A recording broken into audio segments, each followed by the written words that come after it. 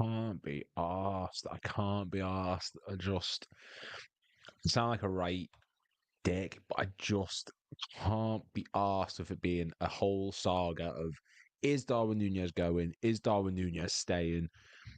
This should be a deal that's just so simple. Find a gullible team from Saudi Arabia who are willing to spend through the nose to get Darwin Nunez, someone who clearly wants to leave, someone who we clearly want to sell, and we can't even get this done. Now, whether this is a case of Nunez has said no, whether this is a case of Al-Hilal have decided to develop brain cells and look elsewhere, I don't know. But we're going to discuss all that today. Welcome back to the channel. Please make sure to click like and subscribe. We're already up to 36 people, which is mental. So thank you very much. Nunez is now the saga of the week. Obviously, Florian Wirtz is a big thing at the minute, but look, waiting for updates on that, you're going to be waiting for a long, long time. But one thing we can discuss, one thing we can talk about is Darwin Nunez, Harvey Elliott, all these players that look set to be leaving in the coming weeks to gain funds to bring in these players like Florian Wirtz and Jeremy Frimpong and Milos Kerkez and Hugo Ekitike or whoever you want up front. We can discuss that as well. If you've got any questions, anything you want to ask, anything you want us to talk about, put it in the comments and I will respond to every single one. Just be kind.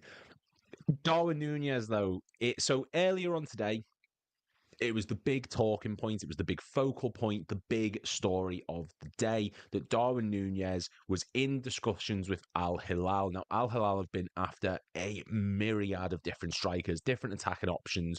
Saudi Arabia at the minute seems to be going through some sort of weird exodus with players either wanting to leave or players just not wanting to go to the Saudi Pro League. If they figured this out a while ago, great, but I really could they have not given another year? Could Nunez have not clicked onto the idea that it's a shit league to go to? Like, they've just not given it another few months or another year or so? Figure it out when you get there. You're someone else's problem then. There was in discussions with Nunez earlier on today, and the supposed news was he looks set to be leaving. It's a lot of money they're offering him, like tripling his salary or something daft like that, like they offered Bruno Fernandes and Osimhen and all these big players.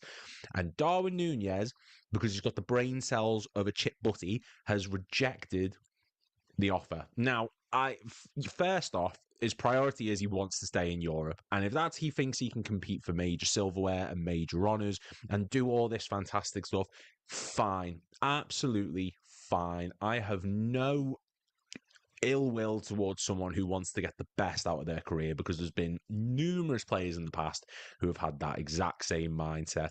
Numerous players, even in recent years. Jota went over to the Saudi League and decided to come back. Not the good Jota, the Celtic Jota, that one. We've had reports of Benzema hating it over there, Kante hating it over there. Osimhen's obviously rejected the Saudi deal earlier on this week. Nunez now just seems to be the latest player who's clicking that it's a crap league to go to. But the big thing why we wanted to sell him off to Saudi, the big focal point of why we wanted to sell Nunez to Saudi is because they will pay whatever you want. And we paid a ridiculous amount of money to bring in Darwin Nunez. We paid through the nose to bring Darwin Nunez to this team. He's still our most expensive ever player. And Saudi are gullible enough to the point where they will pay whatever you want them to. There were reports of around 70 million euros. He's worth 70 euros, let's be honest. 70 million euros, 80 million euros. Like, there were talks of us recouping about 3/4 of what we paid for him. And if we can do that for Darwin Nunez, that is good business. Not because we're making a profit, but because it's a decent amount to recoup from someone who plays like a pig on a skateboard. Anything above that 50 million mark, we've hit gold. And it's not a sort of, I don't want to turn into a big bash Darwin Nunez thing, because it's cruel to be doing that. There's been worse players, but we cannot be going through this saga of, do we give him one more year? We don't give him one more year. Last year was his give him one more year. His second season was his give him one more year. We can't be going into a fourth season of Darwin Nunez stinking up the front line. He is our most expensive ever player, near £80 million plus. and he's in his third season at Liverpool, a club which has had some of the best strikers in the history of world football. You've had Ian Rush, Michael Owen, Robbie Fowler, Fernando Torres, Luis Suarez, Roberto Firmino. And just in the more recent era, you can't have someone of this amount that we've spent in his third season with question marks about whether he's good enough. He either is or he isn't. He needs to be sold. And this is saying that he does want to leave. He's ready to leave. I don't think it's that he's ready to leave. I think it's just we've given him no choice, because it's either go or you're not going to play. And he's too expensive to be keeping on the bench. He's too expensive to be keeping in the squad in general. Sell him on and get what we can. There's quite a few comments coming in about it. I've always appreciated Nunez's work rate, but now is the time to sell. Was over the moon when he signed, and the drone video was the drone video. What I like the drone video, and you know what? I appreciate his work rate, but that's all he is. That's all Darwin Nunez is. He's a pair of legs with a head on top. He can score the occasional great goal, that Real Madrid goal in particular, the back heel, the long ranger against Bournemouth, the goals against Newcastle and Brentford and Nottingham Forest. He comes up in big moments. Divock Origi came up in big moments. I wouldn't say he was good enough to start for us week in, week out. And he wasn't even our most expensive player. I don't even think he was our most expensive player that we signed in the 2014-15 summer window. I think the most expensive that season was Lallana. Like, this is our most expensive ever player who was trusted with the responsibility of being the striker in our front three, and he's not doing it. And I appreciate the moments. I appreciate those fantastic little times, those little moments he's given us. Not even little, like huge Newcastle. That win at St. James's Park is one of the best comeback wins of the Premier League era. And it's a big statement. The greatest match in Premier League history is the 4-3 against Newcastle. Like, this was close.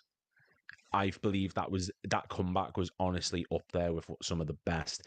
Don't know where I was going with that. It's a tangent, but it's just there's a lot to dissect with this, and my head's going all over the place. Let's be honest, Nunez is only worth 35 million.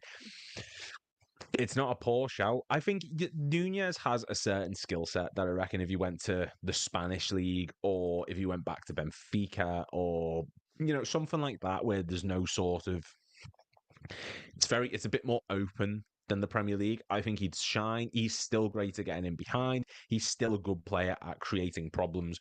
It's just his finishing. And I think he needs to go to a division where there's a lesser quality to be able to really shine and show that. I just want to check my connection, just make sure that I'm actually looking all right here, because I think I'm on really bad internet at the minute, and that's not a good sign. Are we? Slightly. We will sort that. I think even if Nunez went Serie A, he would do well. The only issue is those clubs would not pay anywhere near what Saudi. That's exactly my point. I think Nunez, if the big thing that I wanted to go to Saudi, I don't want Nunez to disappear off the face of the earth. I have seen, and we've all seen, far worse players in the history of Liverpool Football Club who have stuck around in the Premier League and stuck around in higher leagues. El Hadji Diouf moved to another Premier League team when we sold him. Ricky Lambert did the same when he went to West Brom. They were teetering, they did get relegated, etc., etc. Balotelli, so many players have left who are of a worse quality than Darwin Nunez and have been able to stick around in higher divisions, top divisions, the Premier League, La Liga, Serie A. I don't want Nunez to fall off the face of the earth. The only reason I was pushing for Saudi Arabia is because they will pay you whatever you want. They're gullible enough to go out there and say, fine, here's 80 million on Nunez. Here's 90 million on Nunez. They're dense enough to do it. And that sounds horrible, but it's true. They will go out and they will give you whatever they want. We've seen the wages they offer players. They were offering Bruno Fernandes around 800K a week. Like, in a minute, he will earn more than I will in a week. Like, it's mental the money they will throw at players. And I think that's the only reason people wanted them to move to Saudi Arabia. And I'm the same, because I don't want to see him go to a poor league. I want to see him do well when he leaves, because he's given us all. My frustration with him, it's nothing personal. It's just I can't watch him move around up front like a bacon butty or like rolling down a hill I just need him to score. I need him to do something effective, and he doesn't do it. He's just not good enough to stay up front for us. And Saudi Arabia, while it's a poor quality league, you'll get a lot of money for him. And if we can recoup around 3/4 of what we paid, which we overpaid for him, by the way, I will be a very happy person and I will accept whatever. Disgraceful recruitment led to Nunez. It did. It was the Jörg Schmadtke era, I believe. It was when him and Klopp were the sort of they took full control, I believe, of the transfers, because that was the same window we got Carvalho and Calvin Ramsey. Like, that's a bad window. And Arthur Melo as well on loan, who, oh, that's what that makes me think of. It's like a turd that went flush. Nothing personal to the lad, but he just needs to read the room and leave. I think he's reading the room in the sense of he does want to leave. Clearly, he wants to go. I think he's accepted. Look, I'm not getting into this team, even over a Jota who's not fully fit. You've got Diaz, who's a left winger, who's having to play as a number 9 ahead of him. There's been Chiesa, who has not been getting games. Like, he's only played 6 Premier League games for us, and he was starting to get moved into the false 9 position, or the centre forward, or striker, whatever you want to say. He's got to take the hint, and I think he has taken the hint. If he wants to leave, fantastic. You've read the room. You understand where you are in the pecking order. Just get it done. He's in no position to, like, if he wants to sit it out, if he wants to sit on the bench and just recoup loads of money in his wages, which are quite high from what I understand, he could do that. He's the one who wants to leave. We want to sell him. But if he doesn't like the offers coming in from Al-Hilal or Saudi or wherever it is that are pushing it to him, he's not having to leave. He can sit it out and rake it in. Like, he's got no reason to force the issue. If a team's coming in that he does not think is good enough, he's not going to look at it and go, well, I don't really want to play in the Saudi league, but Liverpool want me gone, so what choice have I got? He's not going to do that. Camera is a bit blurry. Yeah, I'm on like 1 at the minute, and it's really stressing me out. I don't know why. Sky has been pretty shit lately. I will try and sort this out. No, 1 more year. No, 1 more year. We can't be doing that again. I will turn this a bit positive, I promise. Nunez is like R9 compared to Juve, mate. Honestly, I do the list videos and Juve comes up so often, and I don't know how. Like, it's me doing it. I'm writing them. It's my own doing. But honestly, I could be talking about the sun and somehow Juve will come up. Or I could be talking about political debates, which I know nothing about, and somehow Juve's name will come up. Like, he's like Beetlejuice. Like, he just crops up into every single list that I do. El Hadji Juve, and I need to get past that nightmare because it's just a pain in the arse. It was pre-Yoga, I think. I'm going to double check your Schmadtke LFC. So, Jörg Schmadtke. So he joined us. My internet is awful. I am so sorry for what everyone's having to witness right now, because I'm trying to Google Jörg Schmadtke and it's going slow as anything.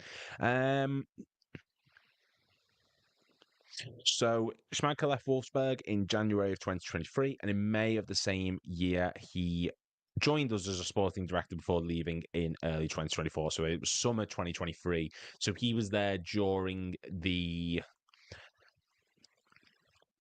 that was the Szoboszlai, McAllister, and Gravenberch Endo summer. Oh, mental then. So I'm just blaming Jörg Schmadtke for Nunez because why not? Julian Ward. Okay, thank you. It was the very next comment. I do read your comments. Redman TV, Anfield Rap, love garbage. Nunez, Dirt Cow. No. I will not. I'm not having slander on Dirt Cow. That's not. No. Nunez, I will agree, but Dirt Cow is not proven rubbish. I will not stand for that one. Dirt Cow is a cult hero. I love Dirt Cow as a player. I think he's one of the ones that is criminally underrated in the history of the Premier League. I don't think he gets brought up in anywhere near enough conversations. Liverpool fans will bring him up in discussion of, he's a good player, but I think in our Premier League history, he's one of the best forwards we've had. It's just because we've been so spoiled by like Mane and Salah and Firmino and Diaz and Gakpo and etc. that Dirt Cow just doesn't stand out anymore, but I absolutely loved Dirt Cow I think he was top quality. Jabril Cisse is Henry compared to Nunez. I actually like Cisse. I like Cisse as well. Very, very. His career was ruined by injuries. That leg, it's like break that he suffered was horrific. Uh, yeah, he was someone who had so much potential. And when people often say like, "Oh, we don't show ambition, we don't sign big players," signing Cisse when we did from or however you pronounce it, I can't do it. That was a really big statement signing because it was close to 20 million, and he was one of the most sought after, promising French talents when we signed him in 2004, 2003. I get the years mixed up, but yeah, I loved Cisse. I thought he was really, really good. It was just the injuries really caught up with him, to be honest.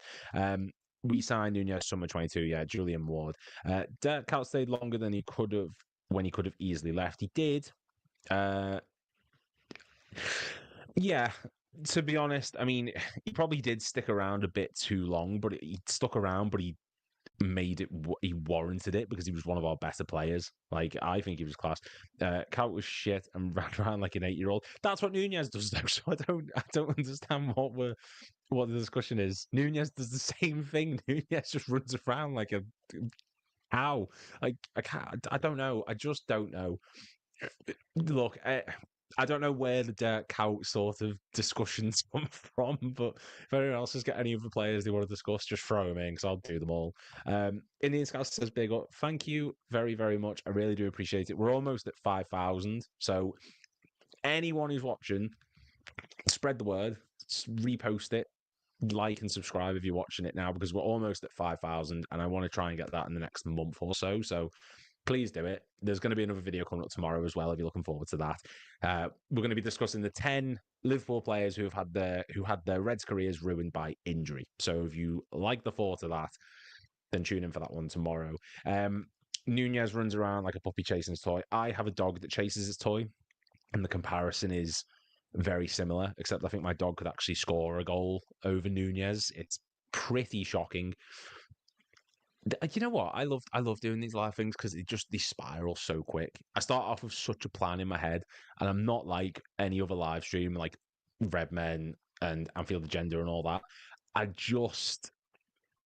go so off tangent and off topic and just start discussing random crap, and I absolutely love it.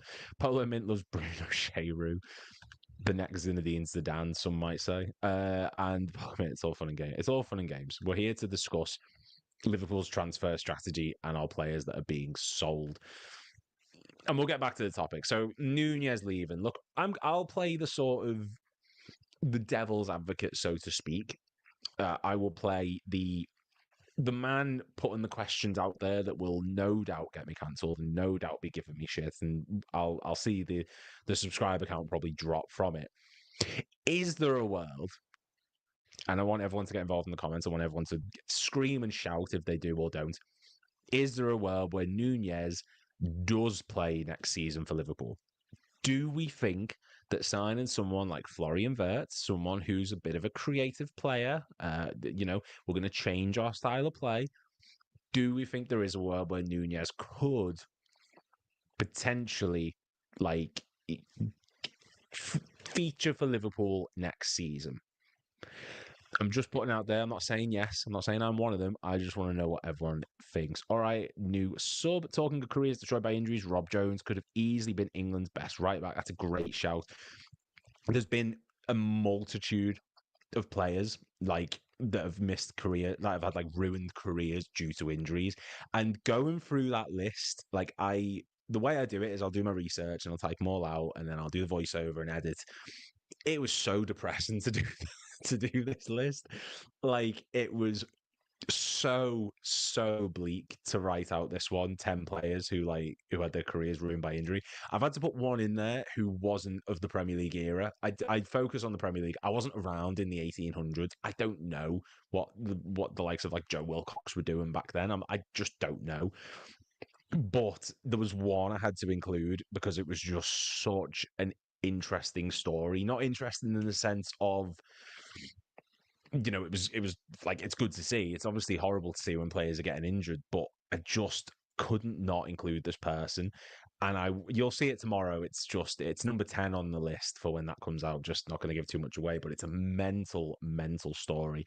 Um, no, nothing will help Nunez missing from 5 yards, and that's the big argument. Is there's people saying, oh, do we give Nunez that one more season? We've got this creative player coming in Frimpong, and Florian Wirtz is next, and that's all well and good. But the issue isn't Nunez putting himself into good attacking positions. I'd actually argue he's one of our best players at putting himself in the right spot.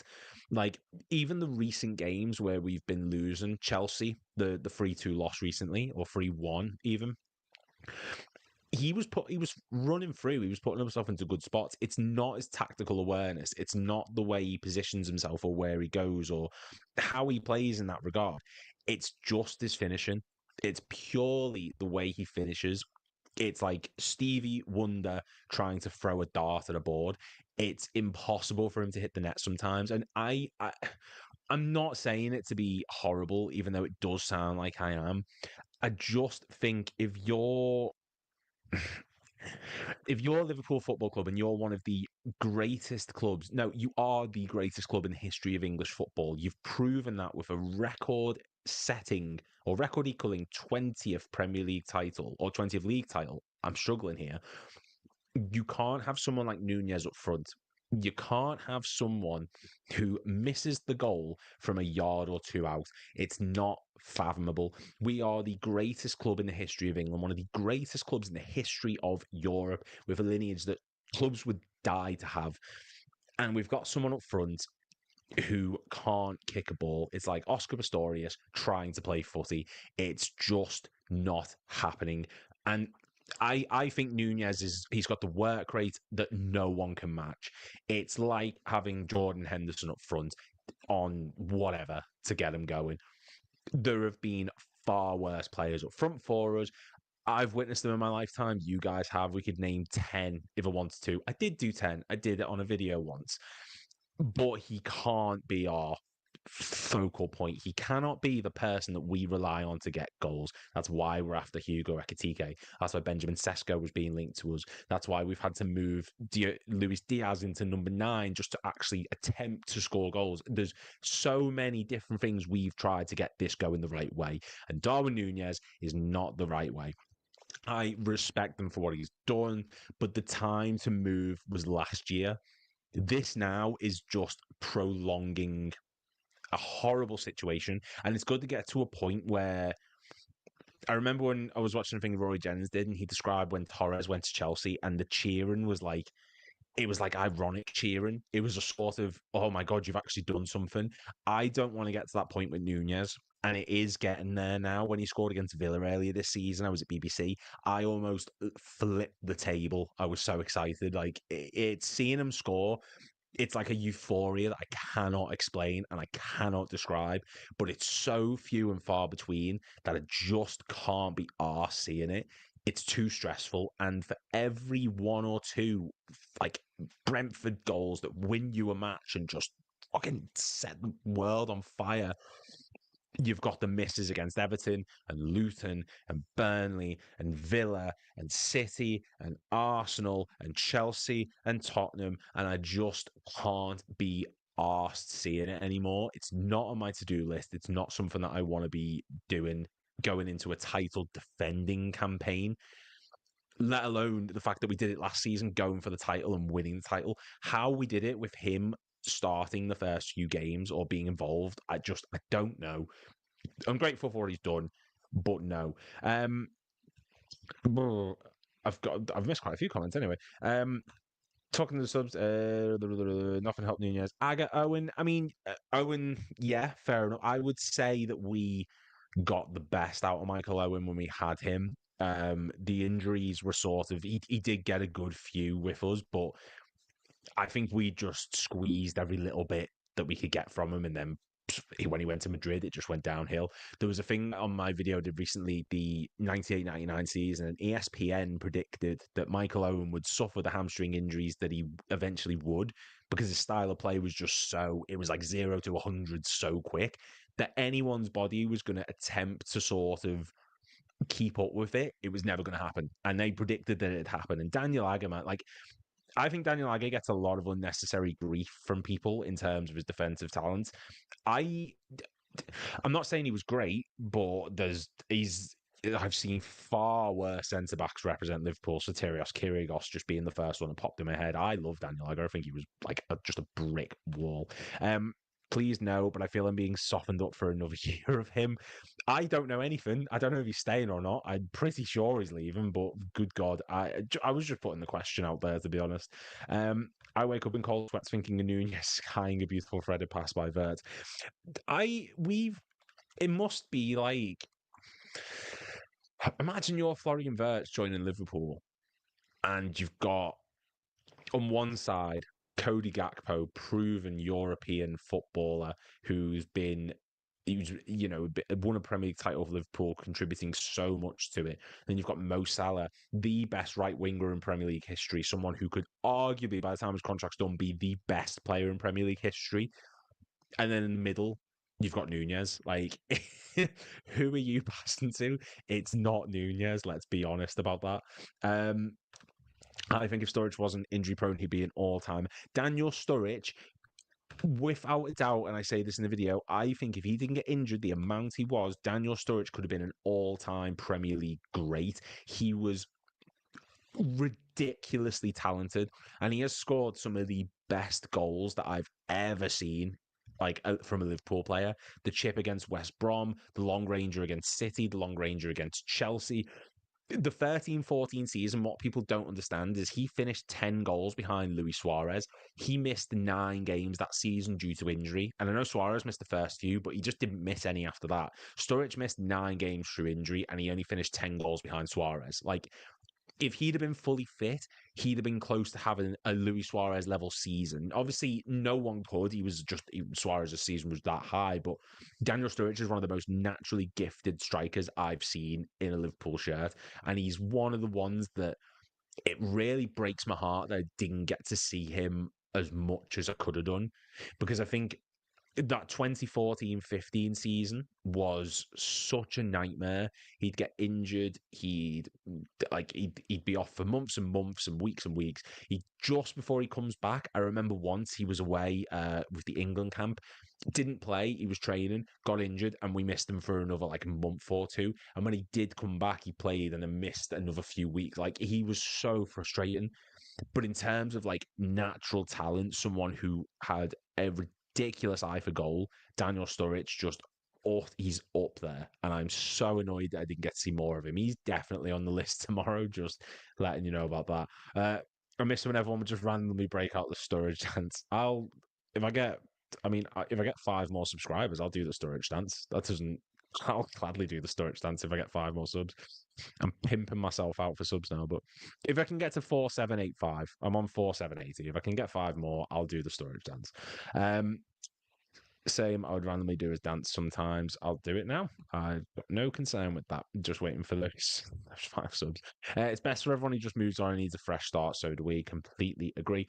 Ask yourself, would Pep or Fergie tolerate Nunez? Answer, no. And that's the big thing, is so many managers, so many great managers, none of them would have Nunez. They've had worse.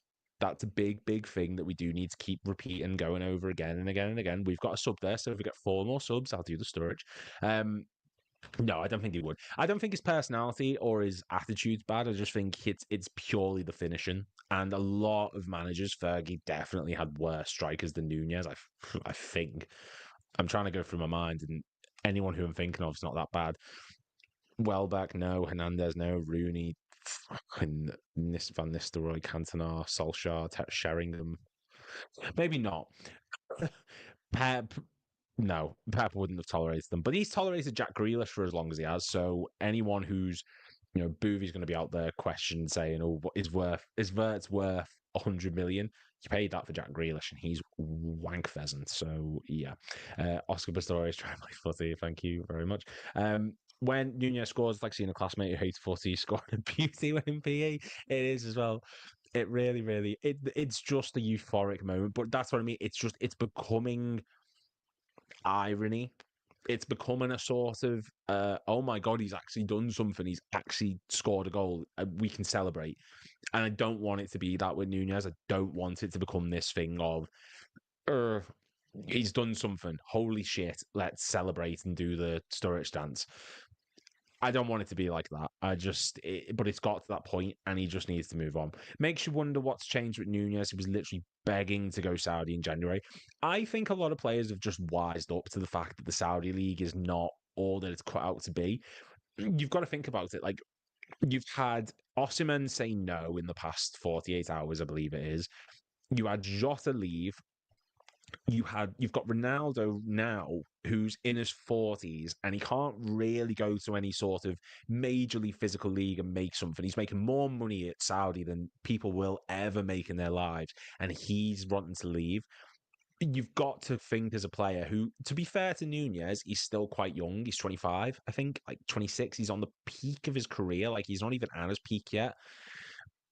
Why would he want to go to Saudi when he probably could go to a European team who's in the Champions League, and he could make a name for himself? I think if he goes off to Saudi Arabia, his name's just, that's it, he's done. It's like, it's when the MLS was the big thing and the Chinese Super League, like Oscar moved over there and Hulk and Alex Teixeira, like we were trying to get Alex Teixeira, and then he went over to the Chinese league and his career went off a cliff. If you're Nunez wanting to reinvent yourself to sort of prove people wrong and say, look, this is what I can do, Saudi's not the place to go. And I think a lot of people are just getting it in their heads that Saudi is a piss poor league to go to. You'll make good money, but it doesn't hold you in high stead. Bruno Fernandes as well is another one who just, yeah, he rejected Saudi, and a lot of players are doing it at the moment. And credit to Nunez, if he wants to challenge himself, by all means, crack on and do it. I've got no if he wants to go to Europe, if he wants to go back to Benfica, Serie A, La Liga, whatever have you, that's fine. Just you can't be at Liverpool. No, you go now.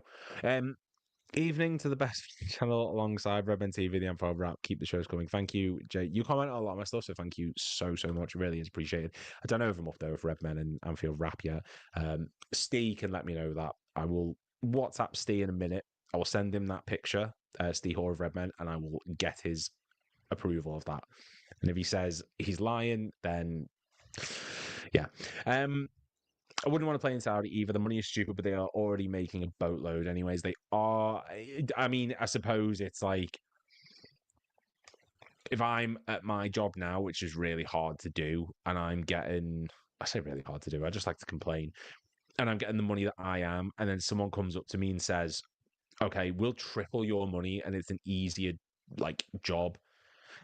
You're gonna do it. Let's be honest. Most people would, but I just think it's going through the same thing the Chinese Super League did, where it looks great on paper, but until you realize the backlash of going there, like, it's not all that it's cracked up to be. You're not in the Champions League. You're not in any competitions that are like well renowned. The odds of you getting into your national team, like, Ronaldo's in the Portuguese team, and he shouldn't be. He's a detriment to that club. I know they've just won the Nations League, but it's the Community Shield of international football. You go to Saudi and it's essentially you're done. Nunez is unlikely to get picked for Uruguay if he's playing in that league. Who was it who went to a really poor league recently? And was it Gareth Southgate said, like, no? Oh, it was Henderson. It was Henderson, yeah. When he went to Saudi, and Southgate was like, well, no, you're not getting picked. So managers don't like it because it's just not a competitive league, and people are wising up to it. Nunez is just the latest example of someone who can't use his brain cells on the pitch, but can use his brain cells when it comes to picking which club to play for. And Al-Hilal clearly isn't the way to go for him. And credit to him if he wants to go elsewhere. We'll talk about Nunez for another minute, and then we'll move on to Harvey Elliott, because I want to get people's thoughts on Harvey Elliott. It's a really big talking point at the minute. 4 more subs, by the way, and we'll get the storage dance. Shouldn't be so much of a shock to people Saudi offering huge wages. People have been working on oil right at the 6 months to take the games off on. Let me just have a sip and then we'll see.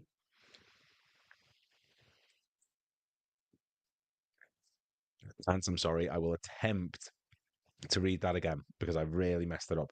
Shouldn't be so much a shock to people. Saudi offering huge wages. People have been working on oil rigs right out there 6 months on off, make loads go. Oh, okay, I get you.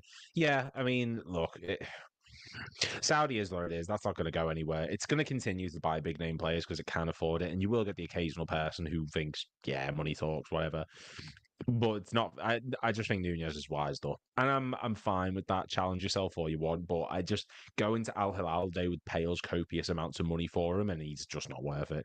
Why can't Nunez just leave? Right? Okay, we're gonna move on because I think to sort of stick with Nunez is a bit like, look, we've said all we can really. There's other players in this Liverpool team. Stefan Bajcetic had an operation on a hamstring injury, by the way. Like, do we think that that's him done at Liverpool? Maybe he's got a few weeks to recover, but this preseason was apparently the big chance for him to shine and really show Arne Slot what he's capable of. Is he going to get that now? I don't know. But this one, though, this is the one that's really from one player that I want to see go to one player that I really, really wish didn't go or wasn't going, and that's Harvey Elliott. Now, Harvey Elliott came out a few weeks ago. I just I beg your apologies for trying to remember which match it is. It was it PSV? I think it was PSV where he just played a big match or PSG or something. I can't remember. It was fairly recently. It might have been PSG, actually. I think it was straight after the match, but I'm not 100% certain, so just bear with me. And they were asking him, like, oh, what do you think about your game time? Are you happy? Are you not happy? And he was saying, look, I will just do whatever. I need game time. I know that. Everyone knows that. But I'll do whatever the manager wants. We've got to the end of the season. We've won the league and we've done everything that we can. We've achieved our goal this season. We've overachieved in a sense. And now Elliott's free to say what he wants. He's going to have had these discussions with Arne Slot about his future. He's going to be open to this. And this is the comment that's coming out today. Luke says, oh, hello. Hello. I think it's the Luke. It is. It's hello. How are you, mate? Good to see you. Make sure to click like and subscribe. I'm on this. But yeah, we're going to be going over the Harvey Elliott stuff because there's a lot to sort of discuss. But this was his comment. I need to reflect. I need to see if I'm content in doing what I'm doing and how I can improve as a player because that's the most important thing. I just want to improve and be the best possible version of myself. If that's to go somewhere else, then it's a decision I'm going to have to make, and I just need to see what happens. Nothing makes me want to leave. I love the club, I love the fans, the team, I support them as well. But most importantly, it's just about what's best for my career. I just want to say, he put more sentiment into that than Trent did in his farewell video. I doubt there was a teleprompter there, so that's already got more emotion in it than Trent's fucking thing did. Just spitting that one out there. But Harvey, I mean, I did a thing on Redmen recently. We did a keep, sell, loan.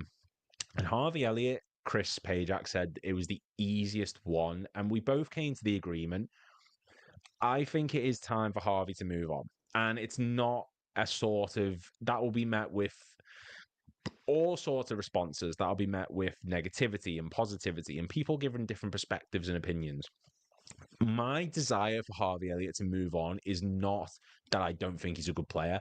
I think he's incredibly good. I think he's better than good. He's someone who is easily one of the most talented youngsters that Liverpool have gone out and signed in the past decade. He's really up there for someone who has gone from having little to no game time to someone who under Jurgen Klopp was really fighting for that first team spot. And had he not suffered that injury against Leeds, I think he would have been a mainstay Jurgen Klopp first teamer. It just got derailed after that. The reason I say Harvey Elliott needs to leave, the reason why I put for him to move on from Liverpool is for his sake. I had the same argument with Keane Kelleher. I've got the same thing with Harvey Elliott. Harvey Elliott is too good to be sat on the bench. Federico Chiesa is too good to just be sat on the bench not playing. Kelleher was too good to be sat on the bench not playing. Harvey Elliott is someone who has the skill set and talent and ability that if you went to a Brighton, an Aston Villa, a Wolves, a Brentford, a Crystal Palace, he would absolutely shine and he would flourish and he could easily become one of the most mainstay Premier League players who could tear it apart. I would not be surprised if he ever reached Yeze levels of good or Cole Palmer. He's such a talented lad. Do I want him to leave? Not really in terms of what he can provide, but it's clearly obvious that he does not fit what Slot wants. He does not fit Slot's mold of player. That was really difficult to say. But he's just not what Arne Slot's looking for. He wants a bit more control. He wants a bit more composure. And Elliott, he's a great passer. He can kick, like he can shoot. That's not the issue. It's just his off the ball work is very erratic at points. Sometimes it feels like he runs around like a headless chicken. He's very, I don't know how to explain. It's like he presses just but with no purpose. He's just so he's a Jurgen Klopp style player. It's run and run and run. The running didn't work. Run some more. It just doesn't work and it doesn't fit into Arne Slot's system. He wants someone like a McAllister who's better on the ball, a Szoboszlai who's pressing more, but he's doing it with more purpose. Elliott will move on this summer because it's the right thing to do, and he's too good to be sat on the bench. And I think now he knows that. And there was that photo the other day of him walking around the AXA with his carrier bag filled with stuff. And it's heartbreaking to see someone who was signed as a local lad. Like, he's a Liverpool supporter. That photo of him in the kit when he's going to watch us against Tottenham in the Champions League final. Or not Tottenham. Was it Tottenham or Real Madrid? I think it might have been Real Madrid. I can't remember off the top of my head. But this is someone who's been a die-hard Liverpool fan, and he's said that time and time again. He says that in this message here. I will be gutted when he leaves because I don't think it's a case of if he leaves. I think he's done. I think Harvey Elliott, it's been decided for him that he is going to be going. The good thing about it is this isn't someone that we're losing on a free or someone who we're losing money on because he's poor. He's not even near his peak yet.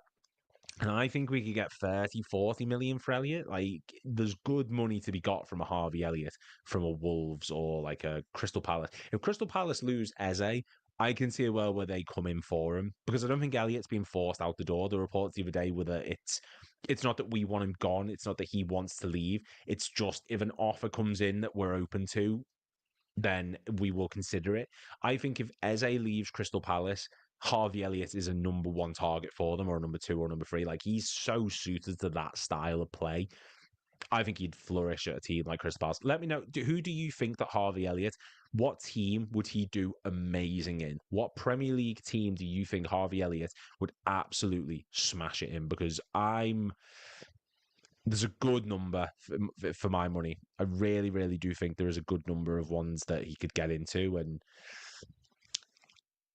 I don't know. I get the logic of wanting to sell him because he doesn't fit and he's not, he's not an honest lot player, but I'm still disappointed. I'm still gutted that this isn't something that we could make work.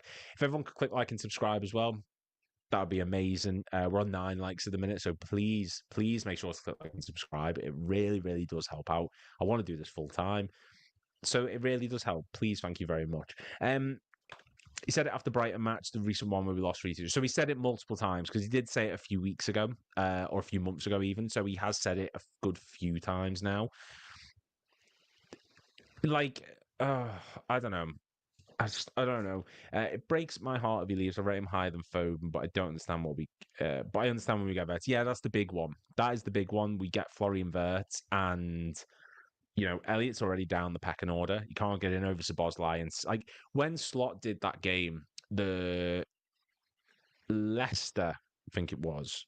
No, it was before Newcastle with PSV, Southampton. When we played Southampton, he was explaining it, and he said, "Look, he can't get in because he's behind Szoboszlai, he's behind Salah." That was so telling because I don't think Slot knows where he wants Elliott to be. Elliott is best when he's on the right side of a midfield three. But saying that is like, well, he can't get in right wing because Salah's there. He can't get in centre midfield because Szoboszlai's there. Like, he can't get in two different positions. And I just don't think Slot knows where he wants him. And we know where he's best. We know he's best in midfield three. He's a centre midfielder. He's developed into that, an attacking midfielder. He just played that position at moments. And I don't know. There's no place for him at the moment. And it's devastating to see because I love Harvey Elliott so much. Do I think he's better than Foden? Not really, no. I think last season, yeah, because Foden was just utter shit skids. Like, he was awful. But Elliott's still got a massive ceiling. He's still got a long, long career ahead of him. And he could easily go to a team that was the I could name 6 or 7 Premier League teams he could go to, and he'd just be a mainstay for such a long time. He's so talented in that regard, and I really, really hope that he sticks around in the Premier League. Don't score against us, though. Just please don't. Do you think Chiesa will stay? I don't know, is the honest answer with that one. 1 minute, I'm convinced that Chiesa's going. Then the next, he's saying, oh, I like it here. I'm happy. And I have gone back and forth on Chiesa coming or going more than a pendulum, and I keep flip-flopping on it.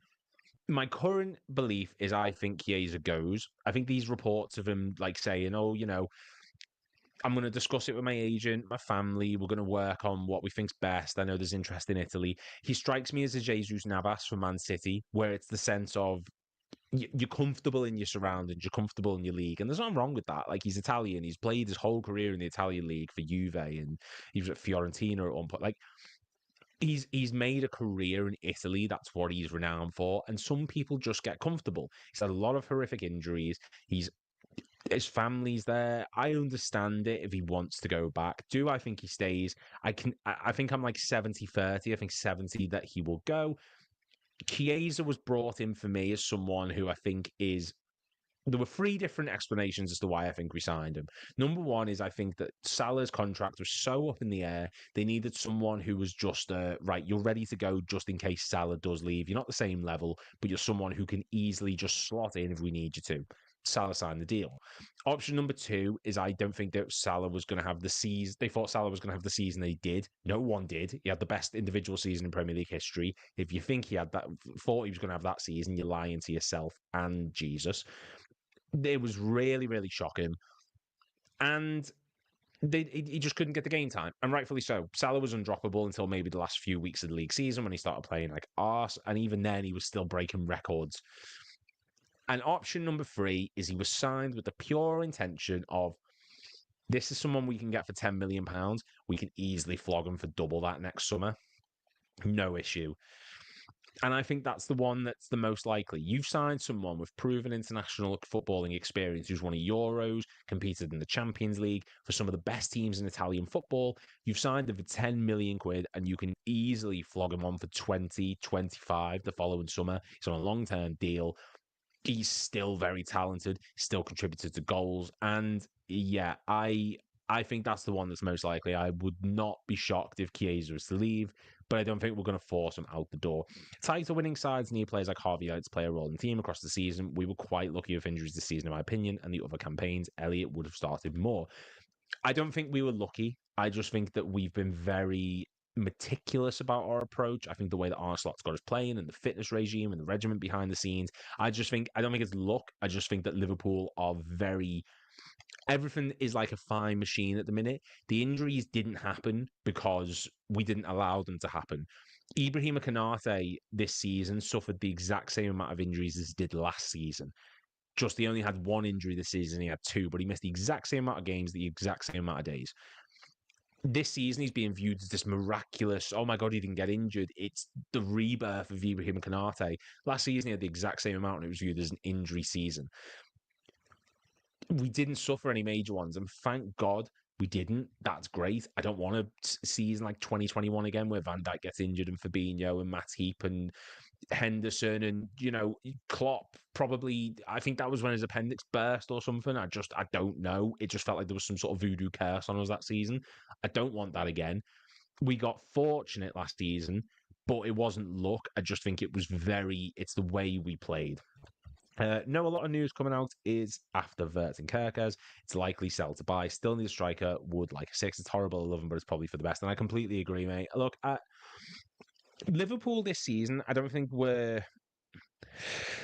I don't think we're in a sell to buy situation now because unless we've got stuff lined up. Like who's left? Kelleher's left for about 12 and a half, potentially 18 million pounds, and that's funding a third of Jeremy Frimpong's Klarna deal because we've signed him on Klarna basically, and we got a year free because we sold Kelleher. We've then gone out and we've sold Trent for 10 million because he was, Madrid fucking Trent's going, oh shit, pay 10 million for him. Nice one. So the first 2 years of Frimpong were free, get the third one for half price or whatever. But we're still putting this money in for Verts. We're still putting this money in for Kerkers. The third year of Frimpong. I don't think it's that we're in a sell to buy. I just think there is some dead wood in the team who just either aren't good enough to get in, i.e. Nunez at the minute, or players who are too good to be sat on the bench, i.e. Harvey Elliott, maybe Chiesa. We saw that with Kelleher.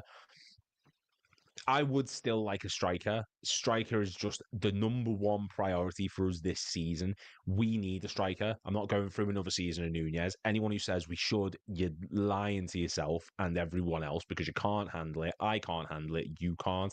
Jota's too injury prone. Keiser's not a number 9, even though that's been touted around. Diaz, it was a fun experiment. We desperately need a striker, whether it's Ekatike, who I'm not overly sold on, whether it's Julian Alvarez, yes, please, or Alexander Isak, I don't know. We do need that focal point up top to take the goal duty away from Mo Salah a bit. He's still getting older. He's only got 2 years on his contract, and I know that we've just signed him to a deal, but it's 2 years. Look how fast the last deal came and went. This one's going to do the exact same. We've got to start future-proofing while there's still a future there. Like, we can't rely to the last season of the likes of Salah and Van Dijk and then start building. We've got to build now while there's still time. And I think a striker is integral to that. Do you want someone like an Ekatike who's going to take a few years to build? Not overly sure. We need someone who's ready to go. An Isak, a Julian Alvarez, something along those lines. But it's a target for me. Number 6, yeah, I'm the same. My thought process was Bajcetic is going to be the rotation option with Gravenberg, but now he's had this hamstring operation. I'm not convinced he's even going to be sticking around. I just don't know. Tyler Morton's going to get sold. Endo is not a solution long term, but I want to keep him. I just think he's a very good. He's your James Milner, Michael Thomas. Oh, what's his name? Scored our first Premier League hat trick. If anyone could put it in the comments, I'll reward you. Oh, Mark Walters. Mark Walters, Michael Thomas, James Milner. That's Endo. He's that versatile rotation option squad player that you can bring in at any points. And you need those players. But we need someone who can rotate with Gravenberg and play the same style. Walters. There we go. I got there first, but I will let you, I will give you that one. Thank you very much, Darzo. My football hot take, Foden is the most overrated player in Premier League history.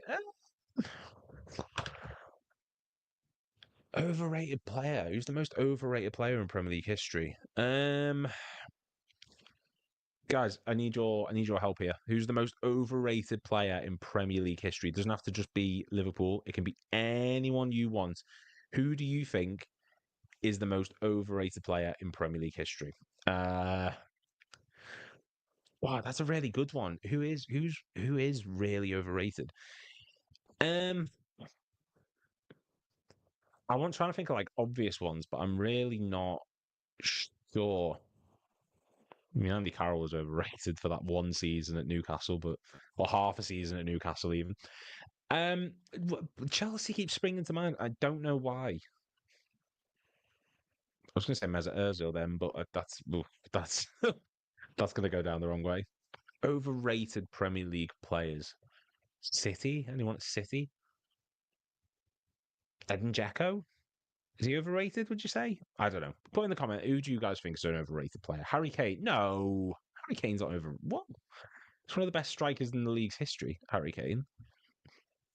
I don't think he's. You got to think as well. He had that season where he put in not record, but he was the joint highest. He won the highest goals and the highest assists in. Was it 17-18 or 18-19? I think it was 17-18 or 18-19. No, it wasn't 17-18 because that was Salah winning the goals. It must have been like 1920 or 1819. I don't think he's overrated. What's he won? Yeah, but it's not. This is an argument that really like it seems to drag me up the wrong way. I don't think saying, "Oh well, what have they won?" A players, it's all about trophies because Jimmy Traore has won a Champions League. I wouldn't say he's the best left back in Premier League history. Like you don't have to win trophies to necessarily be a top level player. It's not all about trophies. Like a myriad of players never won the Champions League, for example, but they're still top quality players. Rooney, no, I will disagree about Rooney. We'll tell you what, we'll keep it with Liverpool. Who are some overrated Liverpool players? Because I feel like that'll get everyone ticking off in the comments. I know someone said Dirk Kuyt before, but Dirk Kuyt was not overrated. Dirk Kuyt was like, I love Dirk Kuyt so much. He was amazing as a player. Overrated Liverpool players. Let's get the comments on that. But yeah, look, Elliott, I'll be disappointed when he leaves. We can get a good fee for him. I just think it is time to move on for his career. He can't be stunted at this stage of his career. I'll be disappointed when he does leave. There we go. And now we're casting my face on the screen because we've got a couple of minutes left, and I think we'll do the sort of the last few minutes as a all comments go. Just put whatever you want in the comments. I'll respond to all of them. Do that overrated one though. Who's an overrated Liverpool player? If you want to do Prem, go for it. Anyone really, but yeah, get in the comments. I'm really struggling. Who isn't overrated? Aquilani was meant to be the next Xabi Alonso. He was. Oh, that's tomorrow's list. Tomorrow's list. Just I've given you two. I've given you two for that list now. I said Daniel Sturridge earlier on. Aquilani is another one. He was injured during his medical. Like the thing is, as well, Aquilani wasn't actually that injury prone with us. He only had one injury.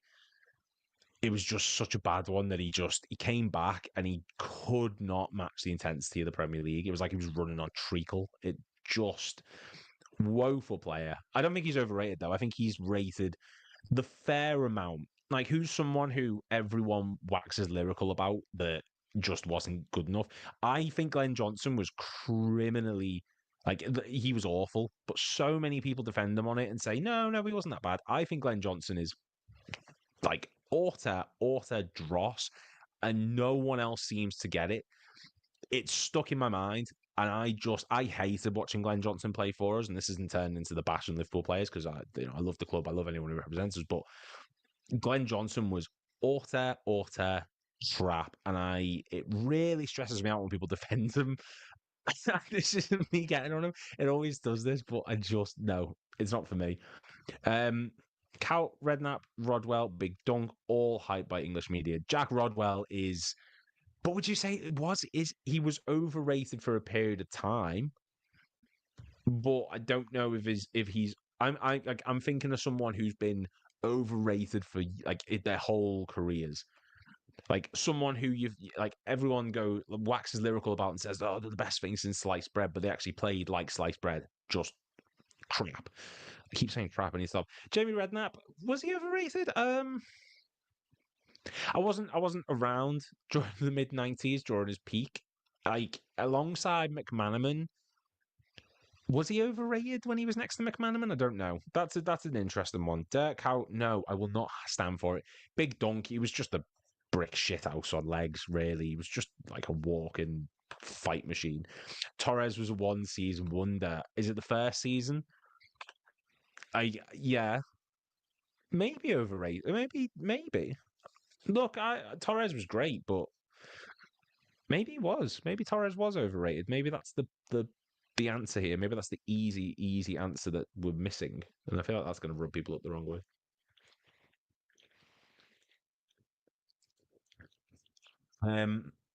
Glenn Johnson was so poor, especially in his last season. Oh, he really was.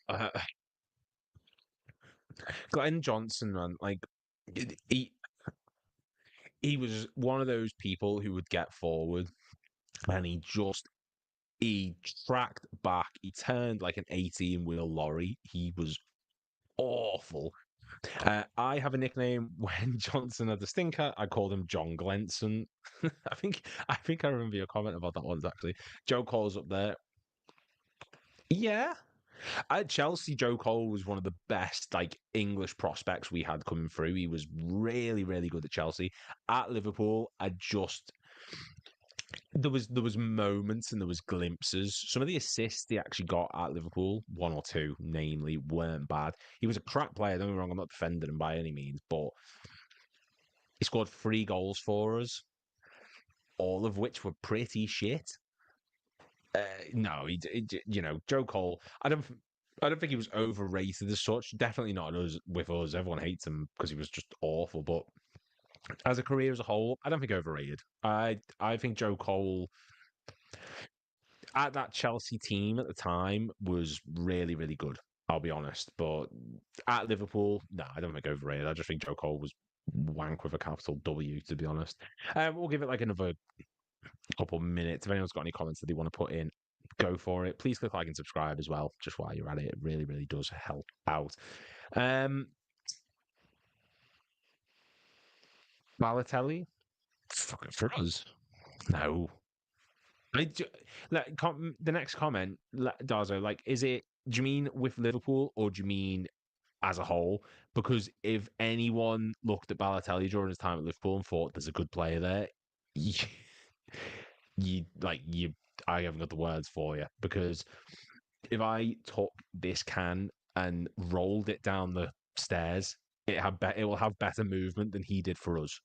I'm not gonna acknowledge a world where Balotelli, as a whole, at City, yeah, I mean, fair enough at City. Like, was that the time Jacko was there at that point and Aguero and that was the 12-13 or 11-12, 11-12 even, because 12-13 was United. 11-12, yeah, maybe, yeah. That's not a bad shout. For us, he was shit skids. Like, he was awful when he played for us, and every topic goes back to 2014, and I can't be having it. It's winding my head up. Yeah, as a whole, fair enough. At City, yeah, he was pretty. No, was he? Right, hang on. I can't believe I'm actually googling this. I cannot believe Mario Balotelli's stats. Let me get the stats for his career. Somehow, in a video which has started off with Darwin Nunez rejecting Al-Hilal and Harvey Elliott potentially leaving, we have pivoted into Mario Balotelli's Man City stats. Oh Christ! Why am I doing? I'm doing this to myself as well. Like, I've got no one to be mad at but myself here. Mario Balotelli, 2011. He scored 13 Premier League goals and got 1 assist. And of those 13, he scored for 4 games in a row against Everton, Blackburn, Villa, and Man United, 2 against Man United. He got 1 against Newcastle, 1 against Norwich, 1 against Chelsea, 1 against Tottenham, another 1 against Blackburn, 1 against Bolton, 2 against Sunderland. Like, it's not bad. It's not a bad season. I suppose back then as well, that was when you didn't have to score like 30 goals a season to actually be regarded as a good level player, thanks to people like Salah and Haaland and all that, and Suarez. I think the Aguero moment, I still don't know why we signed him. I don't know why we signed him either, mate. It was Brendan Rodgers losing his mind. He'd absolutely snapped. It's because when we sold Suarez, we tried to get Alexis Sanchez, and he told us to do one. And he went to Arsenal, so we went for a Balotelli as a panic buy. We just went into overdrive and shit ourselves and thought, Lambert, you'll do. Markovic, Balotelli, that window is awful. And again, I'm reliving it. In the words of George Lucas, it's poetry. It just rhymes. I can't believe I'm thinking about Balotelli. I genuinely can't believe that this is the point we've got to, is talking about Mario Balotelli in a Liverpool shirt. Again, because it always goes back to this. It's there's a black hole in my life. Everything circles around it, and it all leads back to Balotelli in a Liverpool shirt. always comes up, it always creeps up in videos, it always creeps up in live streams. Balotelli and Markovic and Adam Lallana, even though I love Adam Lallana, Dejan Lovren and Ricky Lambert and Alberto Moreno and Javier Manquillo. That whole transfer window is just the epitome of despair, and every single event in my life all leads back to that one moment. I don't know why. I don't know what it is. It just I don't know, but we're going to call it there anyway because I've gone into a really depressing tangent about Balotelli and Markovic in 2014, 2015 summer transfer window. Let me know in the comments. Do you think Nunez will leave? He might not. He might decide to sit it out on the bench. Do you think Harvey Elliott will leave? Should they leave? Where do you think they'll go? Um, it's like the meme with the therapist Balotelli can't hear my Balotelli. I don't want to hear any more about Balotelli. I don't. I'm done with Balotelli. No more of that. I've mentioned Juve and Markovic and Balotelli again in this one video. I'm like, oh no. Okay, moving on. Please like and subscribe. We're almost at 5,000 now. Really, really does help out. The only people in a deeper hole back then was.